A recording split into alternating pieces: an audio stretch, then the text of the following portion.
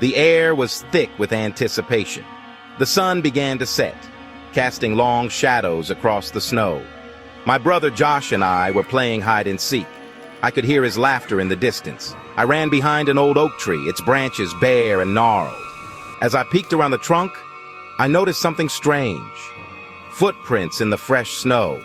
They weren't Josh's. These were different, smaller like a child's, but with an unnatural gait. A shiver ran down my spine. I called out for Josh, my voice trembling. No answer. I followed the footprints, my heart pounding in my chest. They led me deeper into the woods, towards an old abandoned cabin. Its windows were dark, like empty eyes staring back at me. As I crept closer, I heard a voice, softly, singing, a lullaby. My blood ran cold. I peeked through a crack in the boarded-up window. Inside, a fire crackled in the hearth, casting an eerie glow on the dusty furniture. And there, sitting in a rocking chair, was an old woman.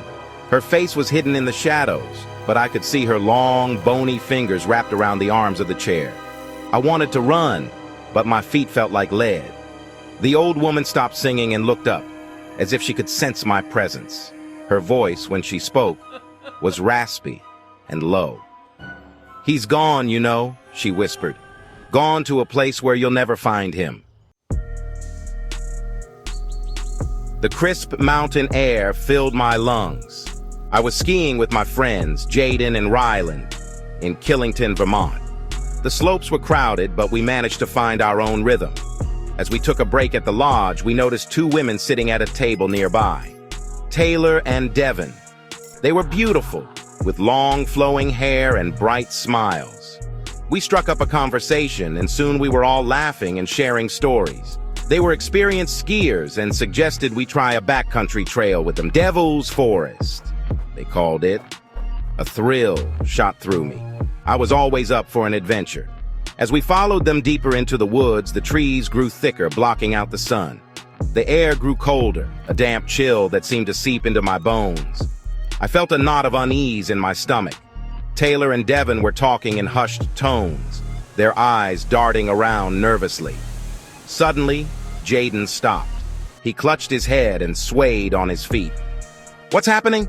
he mumbled, his voice slurred. Ryland stumbled, his eyes glazed over. I reached out to steady him, but a wave of dizziness washed over me. The last thing I remember was the sound of Taylor's laughter, echoing through the trees, before everything went black. The frozen lake stretched out before us, a vast expanse of black ice reflecting the moon. It was a tradition, me and my friends, Kyle and Ricky, to walk across the frozen lake on nights like this. The silence was peaceful, broken only by the crunch of our boots on the ice.